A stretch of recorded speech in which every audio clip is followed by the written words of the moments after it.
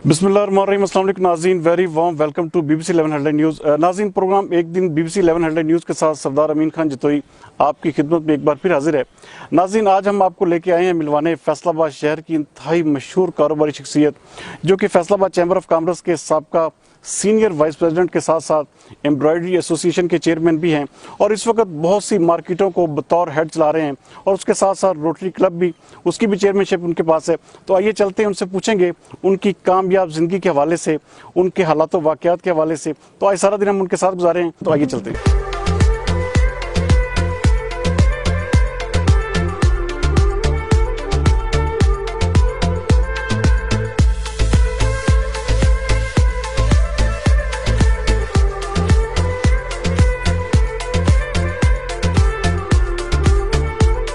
फारूक यूसुफ साहब, सबसे पहले तो आपसे मैं ये पूछना चाहूँगा कि अपनी सुबह का आगाज़ कैसे करते हैं और दिन भर की रूटीन जो है वो किस तरह शुरू करते हैं? जी जतोई साहब, बहुत शुक्रिया जी।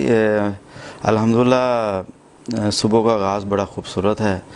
एक अल्लाह ताला ने एक रूटीन बनाई हुई है कि सुबह अल्हम्दुलिल्लाह फजर के वक्त जो उठना है, नमाज अदा करनी है और फिर वॉक पे चले जाना है।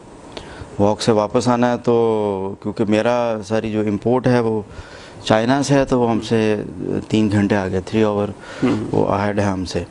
तो यहाँ पे जो है वो 7:30 होते हैं, तो वहाँ पे 10:30। हाँ, तो फिर मैं कोई थोड़ा सा काम उनसे ऐसी इम्पोर्टेंट कोई डिस्कशन जो हमारी इंपोर्ट आ रही होती है, तो वो मैं घर में ही बैठ के आधे से पौना घंटा उनसे वो अपना काम कर लेता हूँ और फिर 9 बजे ऑफिस, 9:30 तक मैक्सिमम, ब्रेकफास्ट के बाद ऑफिस।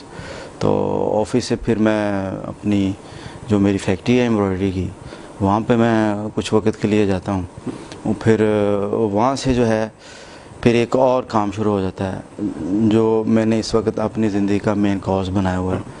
वो है सर्व टू ह्यूमैनिटी के हमारे क्लब के कोई प्रोजेक्ट्स होते हैं तो वो चल पड़ते हैं। कुछ फिर चैम्बर्स की मसरूफियत होती हैं। FCCI में आपको पता है कि as a senior vice president मैंने परफॉर्म किया है। तो फिर मैं अपनी मार्केट में जाता हूँ जहाँ पे वकीलां वाली गली में कुछ देर वहाँ पे मेरा फारूक आर्ट नाम से डिस्प्ले है। अच्छा, कौन सा ऐसा काम है जो अगर आप सुबह उठ के ना करें तो आप समझते हैं कि यार आज मेरा जो है ना दिन जो है वो नहीं मुकम्मल नहीं होता या आपकी सुबह नहीं होती? ये 2 चीज़ें हैं, नमाज का पढ़ना और फिर बाहर वॉक करना। तो डेली जो ऑफिस है वो आप तकरीबन आप जैसा बता रहे हैं कि 9:30 बजे तक आपने ऑफिस पहुंचना होता है? जी बिल्कुल। मैंने 9:30 पे ऑफिस पहुंचना है और मैंने 11 AM तक अपना काम को ख़त्म करना होता है। हाँ, मैं अपने जो बिज़नेस को टाइम देता हूँ वो यहीं तक देता हूँ। नाज़रीन, हम यहाँ से फौरी तौर पे मूव करेंगे क्योंकि 9 बजने वाले हैं, तो हम कोशिश करेंगे कि फारूक यूसुफ साहब के ऑफिस तक जो है 9:30 तक एग्जैक्ट जिस तरह के उनका ऑफिस से पहले जनाब हम चलेंगे नाश्ते पे, फिर हम आपको ऑफिस पे लेके चलेंगे।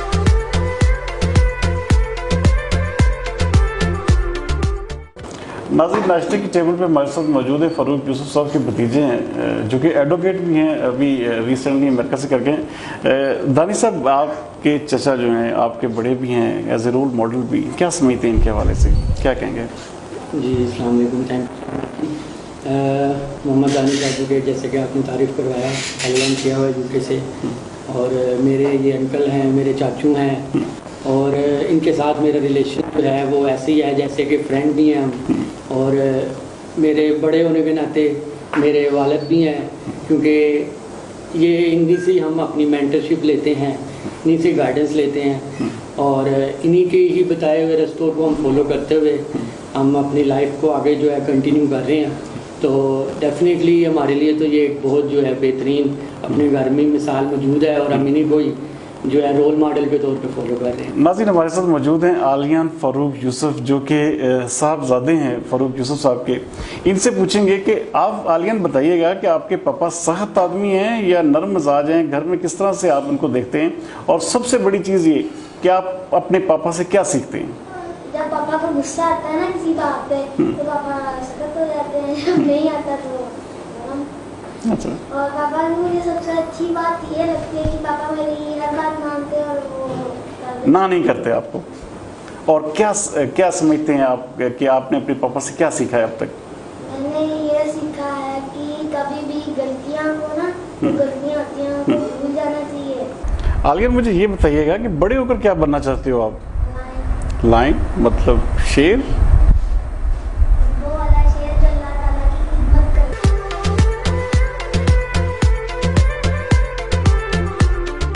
फारूक यूसुफ साहब, बहुत लंबा चौड़ा बिजनेस है, बिजनेस के साथ साथ आपकी दूसरी एक्टिविटीज़ भी। मैं आपसे पूछना चाहूँगा कि बिजनेस के लिए किस तरह से टाइम निकालते हैं और कौन कौन सा बिजनेस इस पर रन कर रहे हैं?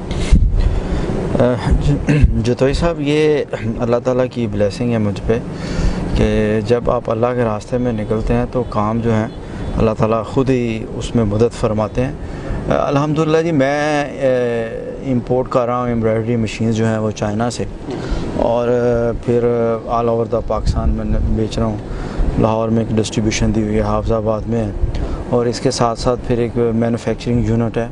तो ये इस पे हम एक्सपोर्ट कर रहे हैं कनाडा में, कुछ अपीयरल्स बना के लेडीज़ जो हैं, और इसके साथ जो है एक दार रकम स्कूल का नेटवर्क है, तो उसमें एक लसानी टाउन जो ब्रांच है उसका मैं डायरेक्टर हूँ। तो जो आपका सवाल था कि आप किस तरह से मैनेज कर रहे हैं, तो ये भी मैं आपको बताऊं कि एक बहुत बड़ा खासा था।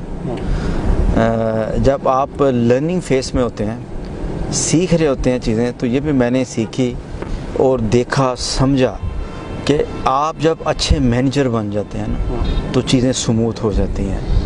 आपने देखा होगा कि कोई भी एक अगर कोई बड़ी मिल, टेक्सटाइल मिल भी है, तो उसके कई शोबे हैं, कई पार्ट हैं, कोई प्रोसेसिंग हो रही है, कहीं डाइंग हो रही है, कहीं का कोरा आ रहा है, कहीं उसका, लेकिन हर डिपार्टमेंट का एक HOD है, हेड ऑफ डिपार्टमेंट है, और जो CEO होता है वो अपनी ऑफिस में बैठ के उनसे रिपोर्ट लेता है और कई शोबों को देखता है। और मैं समझता हूँ कि इसी तरह जब आप एक से ज़्यादा काम कर रहे होते हैं, तो यही वो तरीका है कि आपके पास टीम बिल्डिंग की कैपेसिटी होनी चाहिए।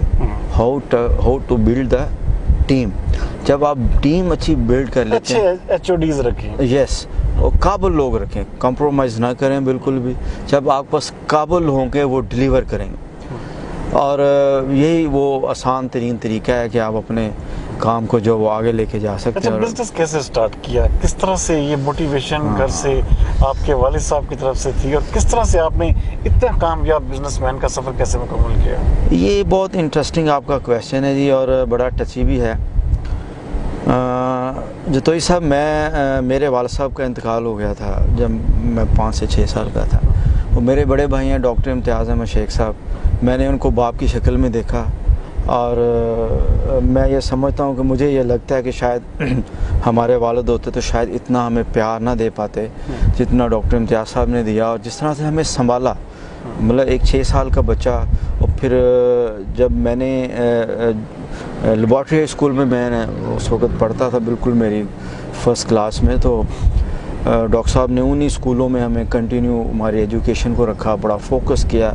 वो कह रहे थे कि आपकी पढ़ाई, आपने एजुकेशन को जो है वो छोड़ना नहीं है। लेकिन देखें, जब डॉक्टर इम्तियाज़ साहब ख़ुद भी जो 12 साल उनकी उम्र थी, वो ये नहीं थे कि वो बहुत बड़े थे, लेकिन वो अल्लाह ने उनको बड़ापन दे दिया। तो वो जिस तरह से स्ट्रगल करते थे हम भाइयों के लिए, कि वो ये तो होता था कि अगर ईद आ गई है तो 5-7 सूट उन्होंने मेरे लिए हम सब भाइयों को मिला के ले दिए, तो अपने लिए वो 2-3 सूट कम कर दिए कि यार आप लोग जो हैं। अल्टीमेटली हमारे वालिद साहब जो है था उस वक्त एक स्टैब्लिश बिज़नेस था उनका, लेकिन जब उनका इंतकाल हुआ तो कुछ क्राइसिस आए, और उन क्राइसिस में से जिस तरीके से वो बड़े भाईजान ने हमें निकाला, वो मैं देख रहा था, सारे फेज़ उनकी मेहनत देख रहा था, और एजुकेशन के साथ ही साथ मेरे दिल में ये जज्बा पैदा हो रहा था कि मेरा भाई जो अकेला हम सब फैमिली का बोझ उठा रहा है, तो मुझे भी अपना रोल अदा करना है। तो मैंने उन डॉक्टर साहब को, जब मैंने FSC में अभी एडमिशन मेरा हुआ गवर्नमेंट कॉलेज में, तो ड्यूरिंग द स्टडी मैंने उन्हें कहा कि जी मैं भी आपका साथ देना चाहता हूँ। मैं इवनिंग में जो ना, वो हमारी उस वक्त पावर लूम्स थी, और एक फैब्रिक क्लॉथ की हमारी शॉप थी इधर जामिया गली, तो मैं आपका साथ देता हूँ। तो उन्होंने कहा नहीं, अभी आप एजुकेशन से हटना नहीं, मैंने ज़िद की ना, मैंने कहा जी नहीं, मैंने तो ये नहीं हो सकता, मैं अब ठान लिया कि मैंने काम करना है, अब आपके साथ फैमिली को सपोर्ट करना है, आपको सपोर्ट करना है। तो उन्होंने कहा अच्छा ठीक है। वो उन्होंने कहा सुबह आपने ना जी तैयार हो जाना, आप सुबह मेरे साथ फैक्ट्री जा रहे हैं। मैंने कहा ठीक है जी। तो मैंने कहा जी मैं कॉलेज से होकर, नहीं आज तुम जो है ना कॉलेज नहीं जाओगे, मेरे साथ चलोगे। मैंने कहा ठीक है जी। तो मैं तैयार हुआ, फैक्ट्री निकल गए। पावर लूम की हमारी वहाँ पे जीमाबाद में फैक्ट्री थी, हवाई जगह है हमारी वहाँ पे। मुझे उन्होंने कहा जी आ जाएँ जी, ये लूमें हैं तो ये चलाएँ लूमें। मैंने कहा जी मैंने लूमें चलाने नहीं आया, मैं तो ये काम सीखूंगा और इसको बैठ के इस कारोबार को देखूंगा, मैं कोई वर्कर थोड़ी हूँ। कहते ये इसकी फर्स्ट स्टेज है, ये आपको सीखना पड़ेगा, फिर आप कारोबार कर सकेंगे। तो उस वक्त ये भी इतना बिल्कुल एक छोटी उम्र थी। तो मैंने कहा अच्छा जी फिर मैं ये काम नहीं करता, ये मुश्किल है। लेकिन मैं ये सोचता हूँ कि उनकी सोच क्या थी कि वो मुझे भगा रहे थे कि नहीं ये फिर एजुकेशन की तरफ वापस जाए और ये काम जो ये कह रहा है इसमें ना आए। मैंने कहा नहीं, वो जो हमारी कपड़े की दुकान है जी, मैं उधर जाऊंगा। उन्होंने कहा ठीक है जी, कल सुबह आपने फिर तैयार हो जाना जी। मैं तैयार उनके साथ बैठा, शॉप पे चले गए जामिया गली। तो वो आपको पता है दुकान में होता है कि आप सुबह गए हैं, शॉप पे बैठ गए हैं, तो शाम तक आप बैठे हैं, कस्टमर आ गया, तो उसी एक छोटे से एरिया में आप काम भी कर रहे हो, देख भी रहे हो। तो मैं चला गया, तो वो अब मैं यूज़ टू नहीं था कि मैं बैठ सकूं, तो दोस्तों में घूमना फिरना, कॉलेज जाना, कॉलेज लाइफ। तो जब वो सुबह हम 9 बजे शॉप पे पहुंचे हैं, जब 12-1 बजे हैं, तो मैंने कहा जी मैं ना थक गया हूं, तो अपना मैं अब चला जाऊं घर। कहते नहीं यार, ये तो अभी दुकान तो बंद होगी, जाके शाम को 6-7 बजे हम करेंगे, तो फिर इकट्ठे चलेंगे। मैंने कहा नहीं, मेरा जो सर दर्द हो गया, शुरू हो गया ना उस वक्त कि 3 घंटे से हम बैठे हैं और ये थान इधर कर लें उधर कर लें, गाहक को ऐसे डील, कस्टमर को, वो डिफ़िकल्ट लगा ना। तो मैं आज भी इस बात को अपने तमाम दोस्तों को बताता हूँ कि वो मैं कितना ब्लेस्ड पर्सन था, मुझे ऐसा भाई मिला जिसने मुझे उस वक़्त डीमोटिवेट किया कि ये अभी आप काम करने की उम्र नहीं है, अभी पढ़ें। तो मैंने एजुकेशन दोबारा, मैंने कहा जी नहीं जी अब काम तुम ही करें जी, मेरे को नहीं होता जी काम। तो मैंने पढ़ना ही वापस अपनी एजुकेशन कंप्लीट की, फिर DHMS में एडमिशन ले लिया, 4 साल उसको कंप्लीट किया। जैसे मेरा DHMS कंप्लीट हुआ तो देन फिर मैंने जो है ना जी, वो मुझे डॉक्टर साहब ने कहा कि नाउ ये वक्त है, अब आप काम में हैं। तो फिर मैं काम में गया जी, अल्हम्दुलिल्लाह। उस काम से जो कपड़े की शॉप थी उसी से शुरू किया, लेकिन फिर मैंने 99 में इसको सोचा कि इसको अब किस तरह से चेंज करें, कि एक फैमिली बिजनेस तो चलता आ रहा है, लेकिन किस तरह से जो अब हम काम को बढ़ा सकते हैं। क्योंकि वो देखा था, वो सारी मुश्किलें देखी हुई थी, तो एक गोल सेट कर लिया कि बिज़नेस में अचीवमेंट करनी है, एक सक्सेसफुल बिजनेसमैन बनना है। तो उस वक्त फिर मैंने डॉक्टर साहब से कहा कि जी मैं तो ना जी काम चेंज करना चाह रहा हूँ, मैंने एम्ब्रॉयडरी का काम करना है। तो उन्होंने मुझे कहा कि आप थोड़ा सा अभी लर्निंग फेस में हैं, ये सीख लें। मैंने कहा नहीं जी, मुझे आप इजाज़त दें, मैं आपकी इजाज़त चाहता हूँ। और मैं अपनी वालदा के पास भी गया कि मुझे भी आपकी इजाज़त चाहिए, तो मैं ये एक रिस्क लेना चाहता हूँ। तो उन्होंने कहा कि अच्छा फिर आप जो है ना ऐसे करो कि ये कुछ पैसे हैं ये आप लो, तो इससे स्टार्ट कर लो। मैंने कहा नहीं, मैं कोई ऐसा पैसा नहीं लेना चाहता जिसका मुझे कल को जवाब देना पड़े। उन्होंने कहा नहीं ये तुम्हारे ही हैं। मैंने कहा नहीं, फिर भी मैं स्टार्ट करूँगा। तो मैंने बिल्कुल इसको ज़ीरो से स्टार्ट किया जी। और बतौर अगर आपको नेशनल ग्रुप, जिस तरह के आप उसके बिल्कुल साथी हैं, तो अगर आपको दोबारा चैम्बर ऑफ कॉमर्स में जिम्मेदारियां देता है या किसी और पोर्टफोलियो में लेके जाता है जिससे ताजरों की खास तौर पे नेशनल ग्रुप के हवाले से, तो क्या फ़ारूक यूसुफ तैयार हैं? जी बिल्कुल, अल्हम्दुलिल्लाह जी। देखें हमारी लीडरशिप जो है वो बहुत विजनरी लीडरशिप है। आपको पता है नेशनल ग्रुप की मियां दरीस साहब और मियां जवेद साहब, वो उनको पता है कि किस बंदे को कब लेके आना है और कौन सी मेरी टीम जो है वो जो बेहतर सर्व कर सकती है। अगर अल्लाह ने मुझे मौका दिया, चाहे वो चैम्बर हो या कोई भी ऐसा फोरम हो जहां अल्लाह चाहता है कि मैं अपने अल्लाह के बंदों के लिए काम करूं और या अपनी बिज़नेस कम्युनिटी को सर्व करूं, तो आई थिंक मेरी ये ड्यूटी है कि अगर अल्लाह ने मुझे कोई सलाहियत दी है और उसको इस्तेमाल करते हुए मैं किसी के काम आ सकूं, तो मैं इससे नहीं भाग सकता। मैं इंशाल्लाह I am ready for that. अपने दफ्तर पहुंचे और कारोबार से मुतल्लिका ज़रूरी उमूर निपटाए।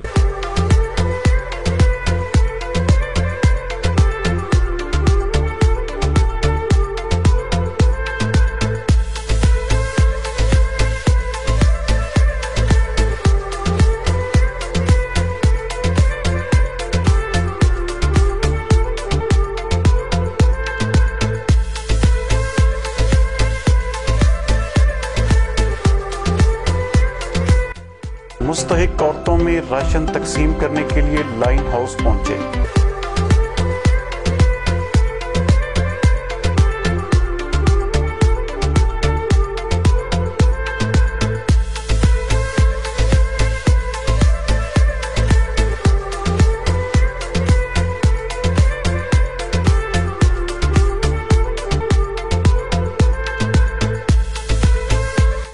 लायंस क्लब इंटरनेशनल का मोटो है वी सर्व। इसमें हम परमानेंट प्रोजेक्ट्स भी करते हैं और इसके अलावा हमारे 5 प्रोजेक्ट्स हम मेजर कॉजेज़ पे हम करते हैं, जिसमें विजन है, डायबिटीज़ है, हंगर रिलीफ है, एनवायरनमेंट है, चाइल्डहुड कैंसर्स है। इसके अलावा जो भी माशरे में हमारे लोगों के लिए खिदमत के प्रोजेक्ट्स होते हैं वो हम कर सकते हैं। तो ये हमारा जो राशन डिस्ट्रीब्यूशन है ये परमानेंट प्रोजेक्ट है फैसलाबाद नेक्सस लायंस क्लब का, और जो हर माह डिज़र्विंग फैमिलीज़ को ये पूरे 1 माह का राशन जो है ना उनको डिस्ट्रीब्यूट किया जाता है। कितने पर्सन्स को आप एक पर मंथ जो है वो आप ये राशन वगैरह तकसीम करते हैं? अगर हम एक क्लब के बिहाफ पे देखें तो हर क्लब इसमें डिफरेंट नंबर ऑफ़ पीपल्स को अपनी इस्तात के मुताबिक कर रहा है, लेकिन अगर हम इसको मजमूई तौर पर क्यूमुलेट करने की कोशिश करें ना तो ये तादाद जो है 1000 में चली जाती है। हमारा जो लाइन का है जो भी हम डिस्ट्रीब्यूशन करते हैं, इसकी बाकायदा एक वेरिफिकेशन करके हम आईडी कार्ड, हमारे पास एक लिस्ट बनी हुई है डिज़र्विंग पीपल्स की, और मंथली हमने उनको डिफरेंट पीपल्स को उसी लिस्ट में से परमानेंट जो है ना हमने वो देने होते हैं। ये कुछ सरप्राइज़ नहीं था। अल्हम्दुलिल्लाह रब्बिल आलमीन, गवर्नर साहब इससे बड़े बड़े प्रोजेक्ट को जो है वो उन्होंने इसको अटेंड किया, ऐसे इवेंट्स को जहाँ पे सैकड़ों हज़ारों की तादाद में। अभी आपने देखा इवेंट के दौरान गवर्नर साहब ने बताया कि 10 अक्टूबर को हम थर जा रहे हैं, तो अल्हम्दुलिल्लाह रब्बिल आलमीन कोई 400 के करीब जो बैग तो फैसलाबाद नेक्सस लायंस क्लब जो है वो डोनेट करेगा। इस तरह फैसलाबाद रॉयल लायंस क्लब करेगा, फैसलाबाद प्लैटिनियम लायंस क्लब करेगा, फैसलाबाद ग्रीन लायंस क्लब करेगा, फैसलाबाद सिटीज़न लायंस क्लब करेगा। ये सारे मर्ज के इकट्ठे जाएंगे या जी बिल्कुल, यही तो खासा है लायंस इंटरनेशनल का। लायंस इंटरनेशनल कहती है कि आप अपनी कम्युनिटी में सर्व करें, अपने राइट एंड लेफ़्ट 20 से 30 लोगों का एक क्लब है, एक इलाके में वो क्लब जो है वो सर्व कर रहा है, तो दूसरे इलाके में दूसरा क्लब है। इस तरह आपकी अप्रोच बड़ी पॉजिटिव हो जाती है, आसान हो जाता है आप लोगों को सर्व करना विद द डिग्निटी के साथ सर्व करना आसान हो जाता है। इसलिए 132 क्लब डिस्ट्रिक्ट 305N1 में काम कर रहे हैं और दुनिया में 47,000 के करीब क्लब हैं और 15 लाख के करीब हमारे मेंबर हैं। बड़ा है आपका पंजाब का, बहुत बड़ा ये डिस्ट्रिक्ट। हम तो समझ रहे थे कि डिस्ट्रिक्ट एक फैसलाबाद की बात करें, लेकिन ये लाहौर से, मेरे ख्याल में मुल्तान से आगे बहावलपुर तक। यस राइट, ये बहावलपुर टू मुल्तान है। ये डिस्ट्रिक्ट 305 लायंस की डिस्ट्रिक्ट है, जिसमें मैंने अभी गवर्नर साहब ने बताया कि 132 क्लब आते हैं और उन सब को गवर्नर साहब लीड कर रहे हैं और एज ए कैबिनेट सेक्रेटरी मैं इनका साथ दे रहा हूँ। और अल्हम्दुलिल्लाह रब्बिल आलमीन ये सरप्राइज़ नहीं था, ऐसे बहुत सारे इवेंट होते हैं। इस वक्त भी जो अगर हम डिस्ट्रिक्ट में देखें, मोर देन 1100 एक्टिविटी परफॉर्म हो चुकी हैं with in 3 months.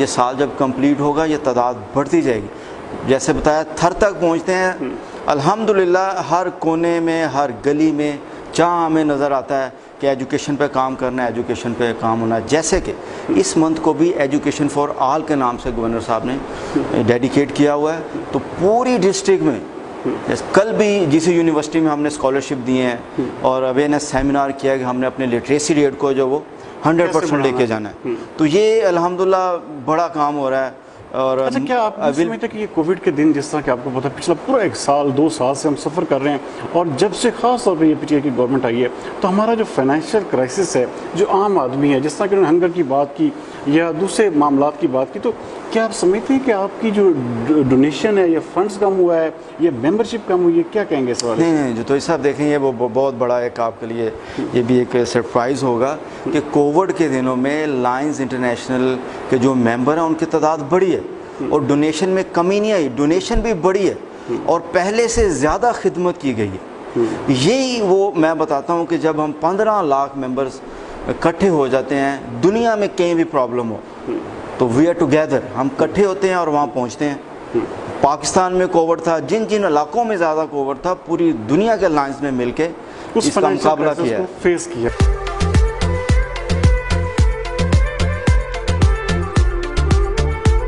World heart day के मौका पर दिल के मर्ज में मुब्तला बच्चों को डोनेशन फराहम करने के लिए इलिया केयर स्कूल का दौरा किया।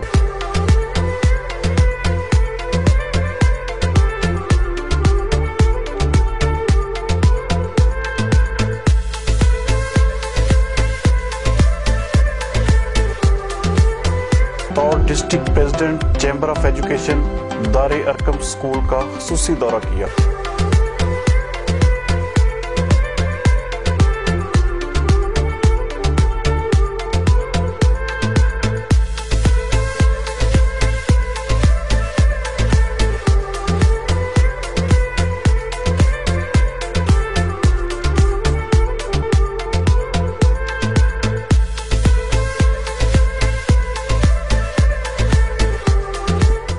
नाज़रीन, हमारे साथ मौजूद हैं डॉक्टर इम्तियाज़ यूसुफ साहब, जो कि फ़ारूक यूसुफ साहब के बड़े भाई हैं और डिवीजनल प्रेसिडेंट भी हैं पाकिस्तान चैम्बर ऑफ एजुकेशन के।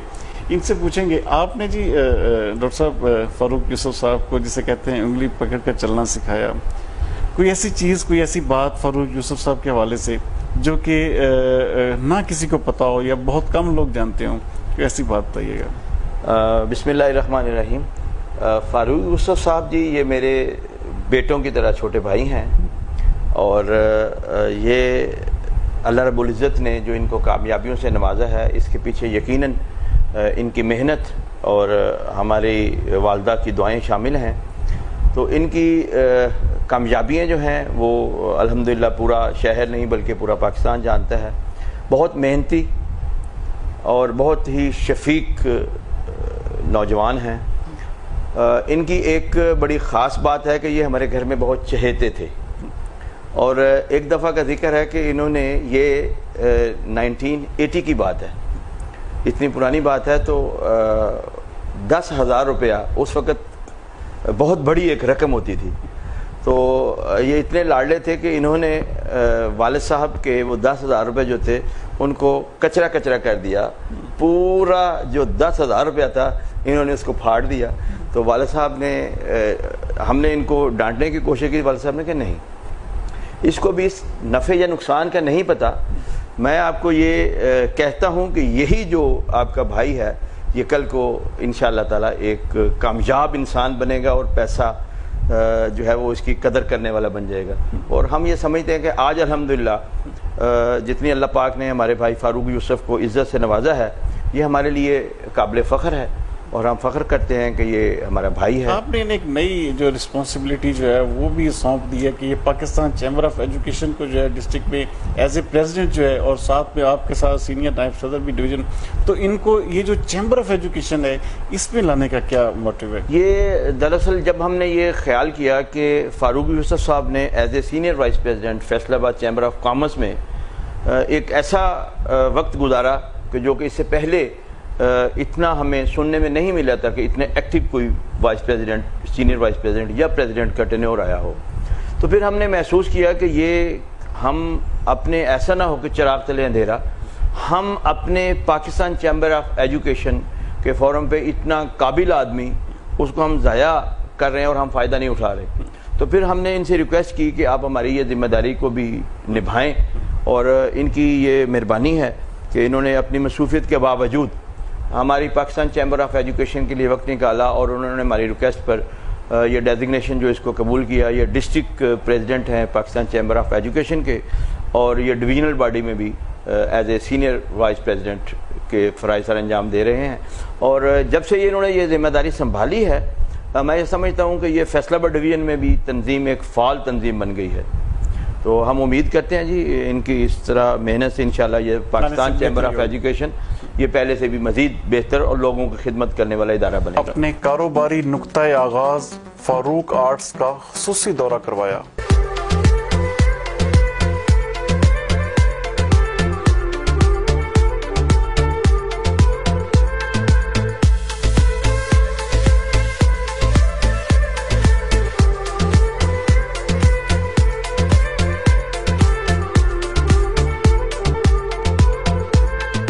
अपनी वालदा के नाम पर बनने वाले आमना मेमोरियल गर्ल्स हाई स्कूल का दौरा किया।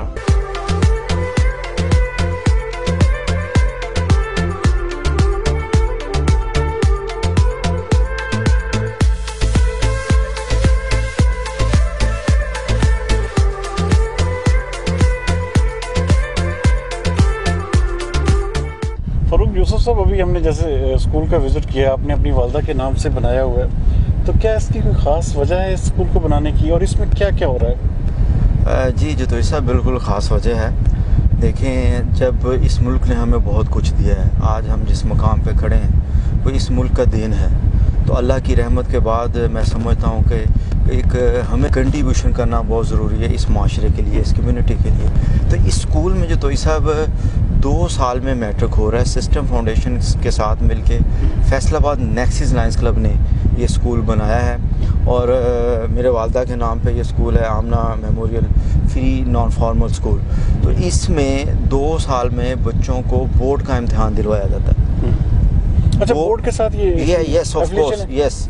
और ये बोर्ड का इम्तिहान बच्चे पास करते हैं और फिर अपनी हायर एजुकेशन की तरफ निकल जाते हैं। और आप इंटरेस्टिंग बात यह है कि ये वो बच्चे हैं जिनके कोई वालिद जो है वो कोई रेडी लगा रहा है, फेरी लगा रहा है, जो बच्चे कभी स्कूल नहीं जा रहे, भट्टों पे मजदूरी कर रहे थे, तो हमारी टीम इनको मोटिवेट करके वजीफ़े देती है। मंथली इनाम को यूनिफॉर्म फ्री है, बुक्स फ्री हैं, कोई फ़ी नहीं है। इवन हम इनको जो है वो फ्री आई स्क्रीनिंग इनकी करते हैं, फिर इनको लंच जो है वो फ्री दिया जाता है, वजीफ़ा दिया जाता है, इंटरेक्शन, इनका अट्रैक्शन पैदा करके अमाउंट बनती है। इसको हर महीने कैसे मैनेज करते हैं? देखें, ये अल्लाह ताला के दिए हुए से देना होता है। तो जब आप ये नियत कर लेते हैं कि हमने रिटर्न करना है जो हमने लिया है अपने इस मुल्क से, तो फिर ये मुश्किलें नहीं आपको आती, फिर ये अल्लाह ताला मदद करते हैं। ये फंड कितनी तादाद? देखिए, स्कूल का जो 50 एक स्कूल जो होता है ये नॉन फॉर्मल, इसमें 50 से ज़्यादा हम बच्चे नहीं लेते। 25 जो है वो 9th में होते हैं, और 25 जो हैं वो 10th के स्टूडेंट होते हैं। जैसे ही वो 25 बच्चे जो है अपना एग्ज़ाम पास करते हैं, तो फिर नई हम एडमिशन करते हैं 25 स्कूलों का। हम इसकी तादाद बढ़ाने जा रहे हैं। जैसा हमने अभी रिसेंटली हमने बड़ा मोहम्मद वाला में अपना दूसरा स्कूल जो है सिस्टम फाउंडेशन के साथ मिलकर इंशाल्लाह ओपन करने जा रहे हैं। तो हम इसको 50 बच्चों के एक स्कूल को, लेकिन स्कूल की तादाद बढ़ाएंगे ताकि क्वालिटी एजुकेशन जो दी जाए। जब आपने 2 साल में मैट्रिक करवाना है तो आपको पता है फिर then should be the some special, तो वो स्पेशल जो है वो ये हो रहा है कि वहाँ पे बड़े क्वालिफाइड टीचर्स हैं, और जैसा कि आपने देखा, और अल्हम्दुलिल्लाह इनमें से बहुत सारे ऐसे बच्चे हैं जिन्होंने अपनी हायर एजुकेशन कंप्लीट की है और वो बड़ी अच्छी जॉब्स में हैं। अच्छा, बहुत छोटे बच्चे भी हैं फारूक साहब, आपने देखा होगा जिनके घरों में, जैसे आपने बात की, कोई रेडी लगाता है, कोई छोटे बच्चों को तालीम दिलवाने के लिए क्या आप, जिस तरह अपने वालदा के नाम से ये एक फाउंडेशन या जिस तरह का आपने स्कूल बनाया है, तो क्या आप समझ रहे हैं कि आप आने वाले वक्तों में छोटे बच्चों के लिए भी कोई स्कूल का आगाज़ करेंगे? जी बिल्कुल। देखें, इस स्कूल में कोई पाबंदी नहीं है, यहाँ पे छोटे बच्चे भी बड़े भी, इसमें कोई उम्र की कैद नहीं है, क्योंकि बेसिकली जो हमारा कॉज है, हमारा मकसद ये है कि हमने एजुकेट करना है। Yes of course.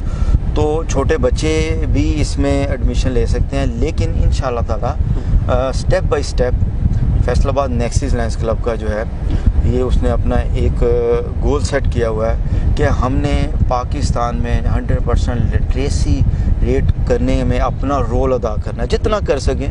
देखिए, गवर्नमेंट इस दफ़ा बहुत ज़्यादा इसमें इनिशिएट ले रही है। उन्होंने एजुकेशन को फ्रंट से वो उन्होंने अब इसको लीड कर रहे हैं और बहुत सारे एजुकेशन अदारे अब पहली पोजीशन पे नहीं है, बहुत अच्छे हैं। तो नेक्सिस लायंस क्लब भी अपना रोल अदा कर रहा है। इंशाल्लाह हम बच्चों के लिए भी जो है ज़रूर ऐसा स्कूल जो है स्पेशल बनाएंगे कि जहाँ पे सिर्फ जो बच्चे कभी स्कूल नहीं गए और छोटे बच्चे हैं जो मजदूरियों पे लग जाते हैं, उनका हक है ये तालीम हासिल करना। अच्छा, क्या आपने जैसे आपने देखा कि आपने लायंस के जो अपने प्लेटफॉर्म से मुख्तलिफ लोगों में राशन तकसीम किए, अच्छा क्या ये अमल जो है ये आपके इनर सेटिस्फेक्शन तो फारूक साहब देता ही देता है, लेकिन क्या आप इसके पीछे भी आपकी वालदा का कोई काज थी या उनका कोई डायरेक्शन थी या उन्होंने इस हवाले से भी वालिद या वालदा ने आपको इस हवाले से मोटिवेट किया हो? जी तो ऐसा बड़ा अच्छा सवाल आपका। देखें, हम बचपन से ये मैं देखता आ रहा हूँ कि मेरे वाल साहब जो हमारी जामिया मस्जिद थी उसके वो सदर थे, आल पावर एसोसिएशन पावर लूम के वो सदर थे।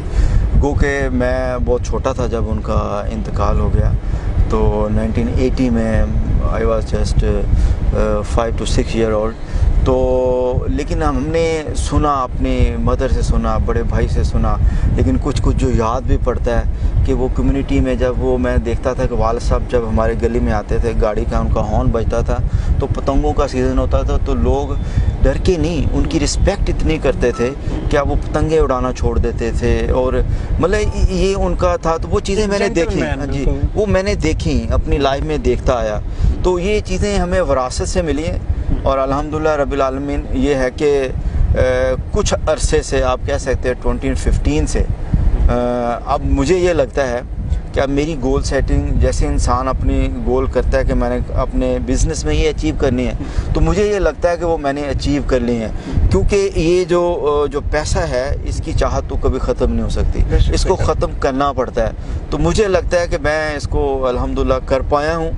और अब मेरी गोल सेटिंग जो है वो चेंज ये है कि अल्हम्दुलिल्लाह हम जितना ज़्यादा से ज़्यादा लोगों के काम आ सकें और रोज़े हशर जो है अपनी आखिरत को संवार सकें। जिगर के मर्ज में मुब्तला मरीजों को डोनेशन फराहम करने के लिए लीवर सेंटर फैसलाबाद का दौरा किया।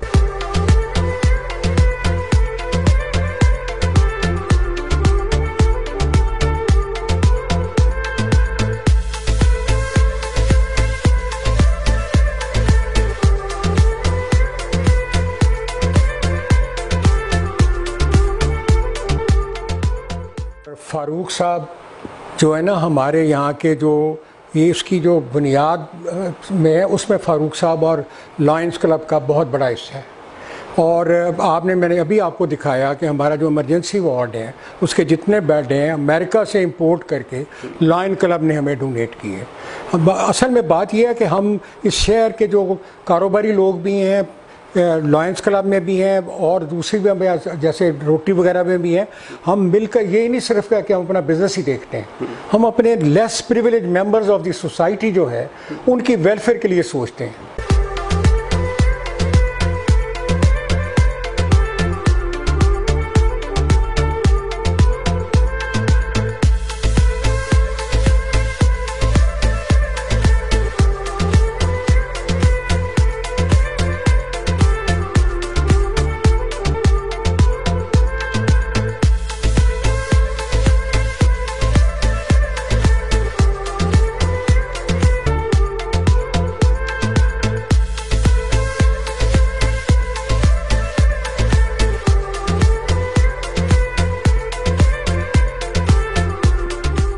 फ़ारूक यूसुफ वो पर्सनैलिटी है कि जो मुनाफ़क़त से पाक है, जो मोहब्बत करने वाला है, साथ देने वाला है। और मुझे यही चीज़ें इनकी पसंद आई हैं, यारों का यार। और जब भी मैंने देखा है ना, इस तरह का जज्बा है कि मैं दोस्तों के काम किस तरह आ सकता हूँ, ये ढूंढते हैं।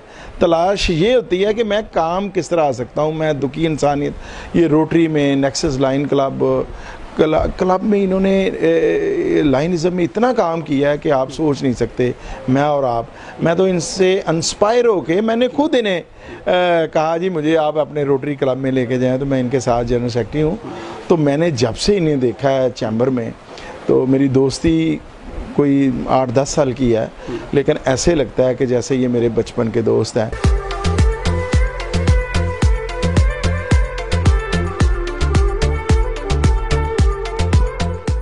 एम्ब्रॉयडरी एसोसिएशन की मीटिंग में शिरकत के लिए चैम्बर ऑफ कॉमर्स फैसलाबाद पहुंचे।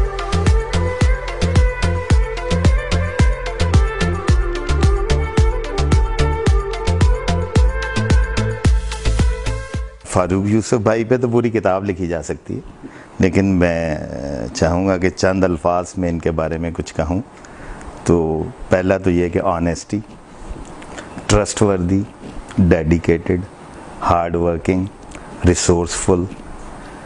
अब शायद अल्फाज का चुनाव थोड़ा सा मुश्किल हो रहा है, लेकिन जो भी कोई अच्छे अल्फाज किसी भी शख्स के लिए इस्तेमाल हो सकते हैं, तो मैं समझता हूँ ना सिर्फ मैं बल्कि पूरी कम्युनिटी, दोस्त अहबाब और पूरे शहर के लोग वो यही राय रखते हैं फ़ारूक यूसुफ के बारे में।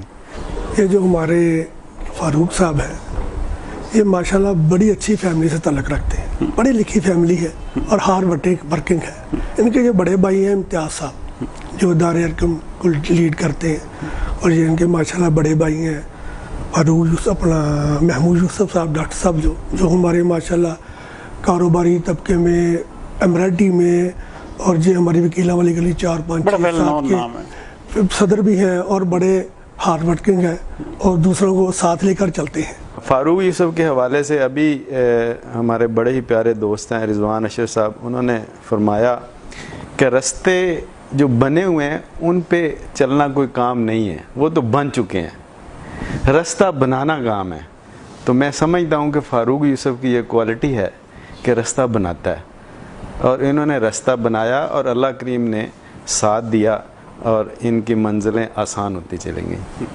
अच्छा, क्या अभी क्योंकि ज़ाहिर बात है एसवीपी भी आपने देखा इन्हें बहुत सारे ताजर हलकों में ये बात भी गर्दिश कर रही है क्योंकि इनका अपना टेन्योर भी मुकम्मल हो चुका। तो क्या आप भी ताजर कम्युनिटी जिस तरह वकीला वाली गली है या बहुत सारे आपको पता है कि जैसे हमारी सूतर मंडी है या दूसरे जो कारोबारी तबका है मेन, उसमें बड़े हॉट केक के तौर पर, एक बड़ी हार्ट फेवरेट शख्सियत के तौर पर फारूक यूसुफ साहब को लिया जाता है और जो उनका ग्रुप है बड़ा स्ट्रॉन्ग समझा जाता है। तो क्या आने वाले वक्तों में आप समझ रहे हैं कि फारूक यूसुफ साहब जो है बिल्कुल आगे लीड फ्रॉम द फ्रंट करेंगे ताजर कम्युनिटी को? अच्छा जी, ये जो आपका सवाल है इसके हवाले से मैं बीइंग एल्डर ब्रदर, मेरी तो विलिंग होगी कि इंशाअल्लाह ताला अल्लाह करीम फजल अपना फरमाएं और ये चैम्बर के कमिंग प्रेसिडेंट हों, ये मेरी ख्वाहिश है।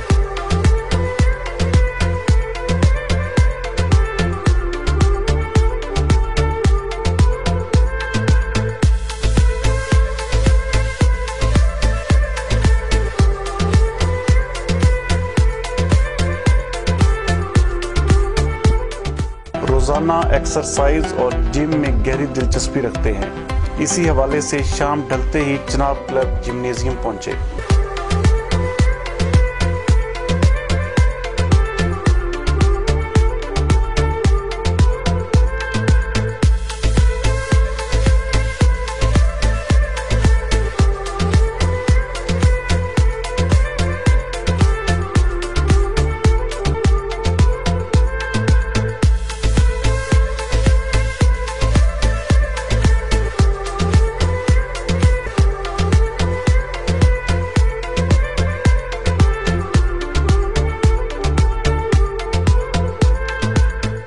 मैंने पूरा 1 साल चैम्बर में हमने इकट्ठे गुजारा है। ये सीनियर वाइस प्रेसिडेंट थे चैम्बर के, जब मैं प्रेसिडेंट था।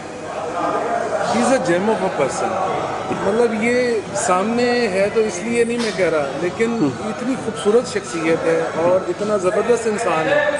खिदमत इतनी, मतलब अब लॉयनिज़म का मैं बहुत ज़्यादा फाउंड नहीं हूँ, लेकिन लॉयनिज़म में ये इसने इंतहा कर दी, मतलब इसने वो एग्जाम्पल्स कायम किए जो शायद बहुत मुश्किल होंगे कि उनको फॉलो किया जाए। इसी तरह रोटरी में भी, इसी तरह चैम्बर में भी ये इन्होंने कमाल कर दिया, और जितने लोग वहाँ पर आते थे उनके साथ जिस तरह इनका बर्ताव था, जिस तरह इन्होंने लोगों को साथ मिलके चले, it is excellent.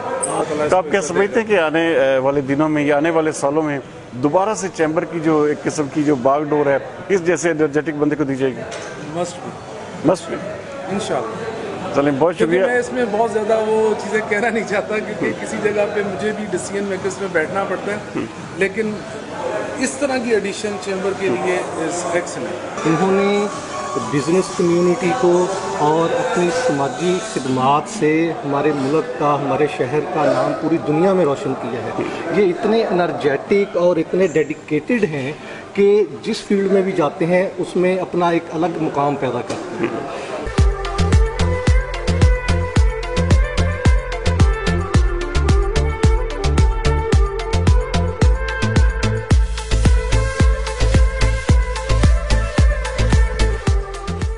Export shipments पर काम की रफ्तार का जायजा लेने के लिए स्मॉल इंडस्ट्रीज में वाक़ई अपनी फैक्ट्री पहुंचे।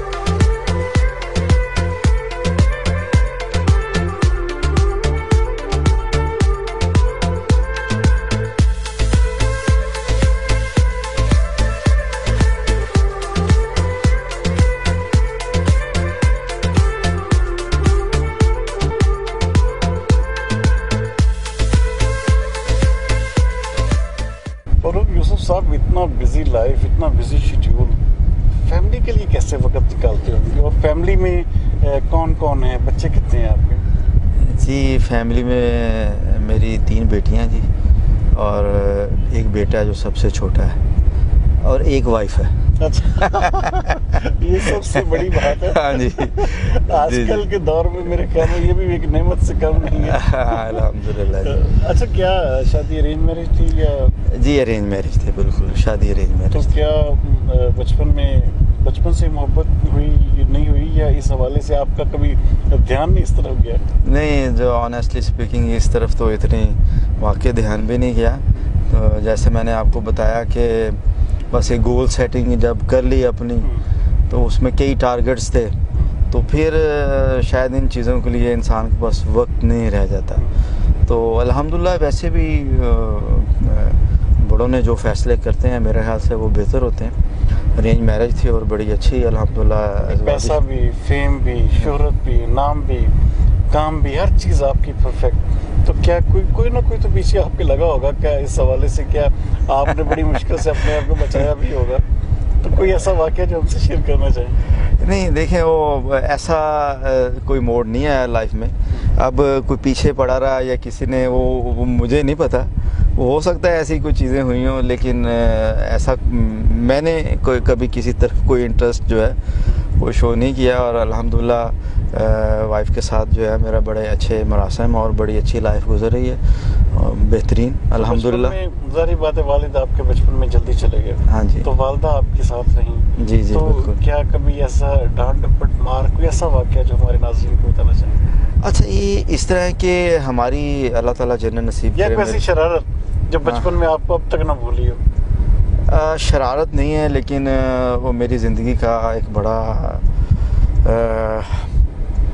शायद मैं उसको ना एलेबोरेट कर पाऊँ। शरारत नहीं है, लेकिन जब मेरे वालिद साहब का एक्सीडेंट हुआ है, वो एक एक्सीडेंट में उनकी डेथ हुई, तो वो मुझे घर वाले बताते हैं कि आपकी हर ज़िद जो मानी जाती थी, तो मुझे ना प्यार से मेरा नाम डाला हुआ था मिठू।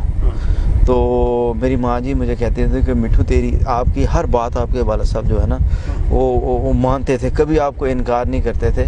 तो उस दिन सुबह सुबह दोस्तों के साथ उन्हें लाहौर जाना था, तो वालिद साहब के पास गाड़ी थी, उस वक़्त में भी 80s की बात है। तो वो जब निकलने लगे तो मैं रोने लगा, छोटा था 6 साल, कि मैंने भी साथ जाना है। तो माँ जी कहते हैं कि वो उस वक़्त आपको शायद मुझे जो याद पड़ता है, पहली दफ़ा उन्होंने ना की, और एक डोर था उस वक़्त जो हमारे कमरे का, तो मैंने बैग से उसको जैसे बंदा धक्के लगाता है कि खोलो, मैंने जाना है, मैंने जाना। वहाँ से एक चीज़ भी मेरे यहाँ पे लगी, वो बड़ा, उसका आज भी यहाँ पे निशान है। तो बैड लक और बड़ा अफसोसनाक ये है कि पता नहीं क्या था, मैं क्यों रो रहा था उस वक़्त। तो उसी सफ़र के दौरान वाला साहब का एक्सीडेंट हुआ और वो खालके हकीकी से जा मिले, तो मुझे बस ये होता है कि मैं ना ही ज़िद करता, या वो मैं ज़िद की थी तो वो ही मान जाते, ना ही जाते। तो ये एक बड़ा मुझे नहीं भूलता ये लम्हा और वो चीज़ें। लेकिन इंसान की ज़िंदगी है, पार्ट है, आगे बढ़ना अल्लाह का निज़ाम है, इसको चलना है। और बेटियों के लिए क्या प्लान सोचा है मुस्तकबिल में? देखिए जी, बेटियाँ माशाल्लाह, बेटी ओ लेवल कर रही है। एक बेटी जो उसने यूनिवर्सिटी ऑफ फैसलाबाद में अभी एडमिशन लिया है उसने बायोटेक्नोलॉजी में। तो बेटी की शादी भी है 13 नवंबर को। लेकिन मेरी तरफ से बेटियों को मुकम्मल वो आज़ादी है, जितना वो पढ़ना चाहें, एजुकेशन लेना चाहें, मेरी भी ख्वाहिश है वो ले। और एक आज जिस तरह हम फोकस कर रहे हैं कि हर घर में एजुकेशन होनी चाहिए, तो बेटियों को लेके मैं अल्हम्दुलिल्लाह मैं बड़ा क्लियर हूँ कि उनको भी इस माशरे में बराबर वही हकूक़ हैं और वो जो बेटों को हैं और वो मिलने चाहिए। और अल्हम्दुलिल्लाह मैं उन्हें देता भी हूँ। मेरी बेटियाँ नहीं, मेरे बेटे। आलियान को क्या बनाना चाहते हैं? देखिए, आलियान का जो गोल है वो अब छोटे होते से मैं तो उसको यही सिखा रहा हूँ। अल्टीमेटली जो मेरा बिज़नेस है, मैंने उसको कभी भी नहीं ये कहा कि आपने ये संभालना है। मैं ये चाहता हूँ कि जब वो बड़ा हो तो वो ख़ुद देखे कि उसका किस में इंटरेस्ट है, जिसको वो शौक़ से कर सके। क्योंकि मेरा ये मानना है कि वो कोई काम आपकी सक्सेस स्टोरी नहीं बनती जिसमें आपका इंटरेस्ट ना हो, आपको धौंस दिया जाए, आप पे मुसल्लत कर दिया जाए कि तुमने यही काम करना है। तो ये सारा बिज़नेस तो खैर उसका ही है, उसने देखना है। लेकिन फिर भी वो जब इस काबिल हो जाएगा, वो खुद सोचेगा, छोटा है अभी, कि मेरी क्या गोल सेटिंग है। वैसे उसने अभी भी गोल सेटिंग बनाई, मैंने लाइन बनना है, मैंने अल्लाह के बंदों की खिदमत करनी है। और कभी कभी वो कहता है कि मैंने ना वो इंजीनियर बनना है जो पापा को कभी कोई प्रॉब्लम आती है ना वो काम करते हुए, तो वो किसी से ना पूछें, मैं वो सॉल्व करूँगा, मैं वो देखूँगा। माशाल्लाह ये उसमें अभी ये सारी चीज़ें हैं। लेकिन फिर भी वो जब खुद डिसीजन करेगा, जिसमें उसका शौक़ होगा, उसको फुली इजाज़त होगी कि वो उस तरफ जाए। बिजनेस के हवाले से आप जो ताजर कम्युनिटी है, या इस हवाले से क्या ऐसा विजन रखते हैं, किस तरह का बिजनेसमैन होना चाहिए, क्या इस हवाले से? क्योंकि आपकी वो बात मैंने वो बिल्कुल मेरे से नामुकम्मल रह गई थी। देखें जुतोई साहब, इस वक्त मैं समझता हूँ कि एक कामयाब बिजनेसमैन वो है जो अब इनोवेशन लेके आएगा और अपने बिजनेस को ब्रांड बनाएगा। देखें, हम यहाँ से वैल्यू एडिड करके सारे यूरोप के और अमेरिकन ब्रांड्स को दे रहे हैं और वो अपना लोगो लगाते हैं। और यहाँ पर जो 1000 वाली टी शर्ट होती है या कोई भी हमारी प्रोडक्ट होती है, वो 10 टाइम मल्टीप्लाई होकर बिकती है, 10,000 की बिकती है। तो वाई नॉट, हम क्यों नहीं कर सकते? हम अपने बिजनेसेस को ब्रांड बनाएं, हम अपने ब्रांड बने, दुनिया को ब्रांड बन के दिखाएं। और वो जो 10% इनकम वो ले रहे हैं, वो हमारे मुल्क में आए, हमारी इकॉनमी खड़ी हो। तो मेरा तो ये मैसेज होगा कि हम खुद को ब्रांड बनाएं, अपने बिजनेस को ब्रांड बनाएं। तो कोई वजह नहीं है कि इंशाल्लाह ताला पाकिस्तान की जो इकॉनमी है वो अपने पाँव पे खड़ी ना हो। रोटरी क्लब की माहाना मीटिंग में शिरकत के लिए मुकामी होटल पहुंचे।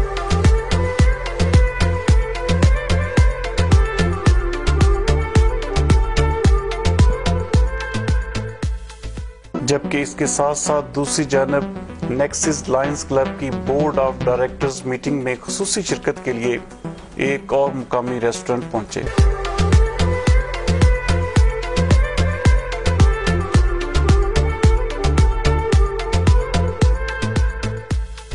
तो मेरा इनसे मतलब रोटरी के हवाले से, नेक्सिस के हवाले से, चैम्बर के हवाले से और एक जो पर्सनल रिलेशनशिप है, सारी चीज़ों के हवाले से ही हर वक्त या कह लें कि डेली बेसिस पे ताल्लुक़ जो है वो रहता है। तो माशाल्लाह इतने ये इनकी बारे में मैं क्या कहूँ, इतने नफीस इंसान हैं, इतने प्यार करने वाले इंसान हैं कि ये प्रोग्राम तो शायद आपका छोटा पड़ जाएगा, मैं वो सारा कुछ बयान नहीं कर सकूँगा। फ़ारूक यूसुफ साहब ने जो इस क्लब की बुनियाद रखी है और जितनी इन्होंने खिदमत की है, शहर में फैसलाबाद में कम से कम इसकी नज़ीर नहीं मिलती है। मैं अगर फ़ारूक यूसुफ साहब को ईदी ऑफ फैसलाबाद कहूँ तो ये गलत नहीं होगा, और हम दोस्त इनको कहते भी हैं। तो बिल्कुल ये बात ठीक है कि ये खुद लीडर नहीं है, इनकी जो ख़ास बात है वो लीडर्स पैदा करते हैं। अब हमारे क्लब में हमारी माहाना मीटिंग होती है, हर बंदे को इतना मोटिवेट कर देते हैं, एनर्जाइज कर देते हैं कि वो पूरा महीना हम लोग उस एनर्जी को फील करते हैं और बस उसी तरह सरमस्त हो जाते हैं हम लोग लोगों की खिदमत में। तो ये इन्हीं की तबीयत का खासा है। तो सादा लफ्ज़ों में अगर मैं कहूँ, he is what others are not and he is not what others are. 4 साल हो गए जी नेक्सस लाइन को ज्वाइन किए हुए मुझे फ़ारूक यूसुफ साहब के साथ। अल्हम्दुलिल्लाह इतना मोहब्बत करने वाला शख्स, इतना प्यार करने वाले और लोगों को डेफिनेटली बहुत ज़्यादा मोटिवेट क्लब के हर मेंबर को करते हैं। लाइनिज़म में अल्हम्दुलिल्लाह फ़ारूक यूसुफ साहब ने, मैं ये कहना चाहता हूँ कि लाइनिज़म इनसे पहले पूरे पाकिस्तान में छुपी हुई थी। इन्होंने एक लफ्ज़ है इनके लिए बयान किया गया कि लाइनिज़म को इन्होंने ब्रांड बना दिया और हमारे क्लब को जिस तरह अल्हम्दुलिल्लाह मोटिवेट करते हैं, हज़ारों लोग मुस्तफ़ीद होते हैं हमारी जो नेकी के काम करते हैं हम। और इन्होंने ये जो पौधा लगाया है, इससे हज़ारों ऐसे काम नेकी के हम करते हैं। इनकी सुपरविजन में जज़ाकल्लाह सारा सवाब इंशाअल्लाह इनको जाता है अल्हम्दुलिल्लाह, जो हम सारे नेकी के काम करते हैं। और सारे लोग इनसे बहुत मोटिवेट हैं, हर वक्त हर टाइम पे इंशाअल्लाह इनके पीछे रहते हैं। सर फ़ारूक यूसुफ साहब जो एक नहायत ही शरीफुल नफ्स इंसान है और इसके साथ ही साथ जो आज रेक सिटी कंप्यूटर प्लाजा में एज ए प्रेसिडेंट से हम एग्जेक्टिव मेंबर के लिए आगे आए हैं, तो इनका खासा है कि जो पीछे बैठा हुआ कोई बंदा वर्कर है उसको लेकर आगे आते हैं। तो बेशक सारी तारीफ़ें इज़्ज़तें मेरे अल्लाह करीम के लिए है, उसकी वहदानियत के लिए, लेकिन अल्लाह पाक बस्तियों, इलाकों और महल्लों में, शहरों में अपने जो लोग हैं ख़ास उनको पैदा करता है, उनके ज़रिए से ये सारा सिस्टम चलता है। अल्लाह पाक इनको सदा सलामत रखे और ताकि ये जो हम जैसे पौधे लगे हुए थे, एक दिन आएगा जब हम तनावर दरख्त बन के लोगों की खिदमत बेहतरीन तरीक़ा से कर सकें। हमें ये नहीं पता था कि लीडरशिप क्या होती है। हमें ये लीडरशिप फ़ारूक यूसुफ साहब ने बताई क्या होती है, लीडर कैसे बनते हैं। हमें बोलना नहीं आता था, माइक पकड़ना नहीं आता था। मैं कहूँगा कि हमारा ग्रुप लीडर, हमारा बड़ा भाई और नहायत नफीस इंसान फ़ारूक यूसुफ साहब हैं और इनको मैं खराज तहसीन पेश करता हूँ। सर फ़ारूक यूसुफ साहब का शुक्रिया अदा करता हूँ। मैं भी इनके साथ तकरीबन अरसा 4 साल के साथ हूँ और इनसे बहुत कुछ सीखने को मिला है अपने बिज़नेस में, अपनी पर्सनल लाइफ में, ट्रेड में। यानी कि इवन कि ये एक इंसान नहीं है, ये एक दुनिया है। इससे जिसने जो लेना है वो ले सकता है।